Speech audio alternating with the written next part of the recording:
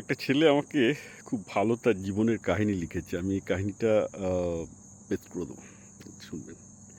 সেটা একটা জায়গায় পড়াশোনা করার পর আর কি চাকরি-বাকরি পায়নি বা বাইরে যেতে হয়েছিল চাকরির জন্য। সে ফিরে এসে এমআই করা শুরু করে। তো এমআই তো আপনি জানেন একটা MLM, multi level networking business বা ডিরেক্ট বিজনেস। তো এমআই করে সে পয়সা করতে পারেনি। অবভিয়াসলি নেটওয়ার্কিং বিজনেসে পয়সা হয় না ওইভাবে।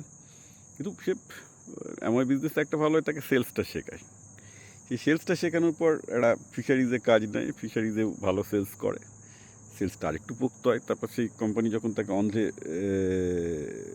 রিলোকেট করতে চায়, অন্ধ্রে পাঠিয়ে দিতে চায়, বদলি করে দিতে চায়, সে আবার চাকরি ছেড়ে দেয়, দিয়ে একটা বিরিয়ানি ব্যবসা শুরু করে বন্ধুর সাথে পার্টনারশিপে।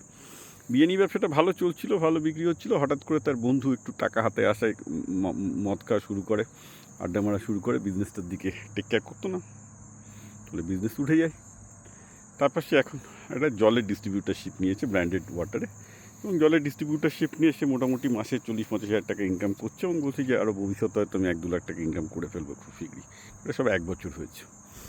Very good, this is life. At least আপনি যে সেলসটা শিখেছেন, সেই সেলসের স্কিলের জন্য যে একটা ব্যবসা করতে পারছেন, যেটা আমি সবাইকে বলি, অ্যাকচুয়ালি সেলসের স্কিলটা শিখলে ব্যবসা করা কোনো ব্যাপারই না। সেই জন্যই আমি বলি ক্লাস 7-8 থেকে ছেলেমেয়েগুলোকে সেলস শিখতে। এই যদি আপনি যে এমআই আপনাকে সেলস শিখেছিল, সেটা কোন বয়সে? বোধহয় 21, 22, 23 বছর বয়সে। তার বদলে যদি কেউ 13-14 বছর বয়স থেকে সেলস শিখতো, আজকে আপনি অলরেডি কয়েক লাখ টাকা ইনকাম করতেন। সেলস শেখার যে কী গুরুত্ব, সেটা কাকে আর বোঝাবো?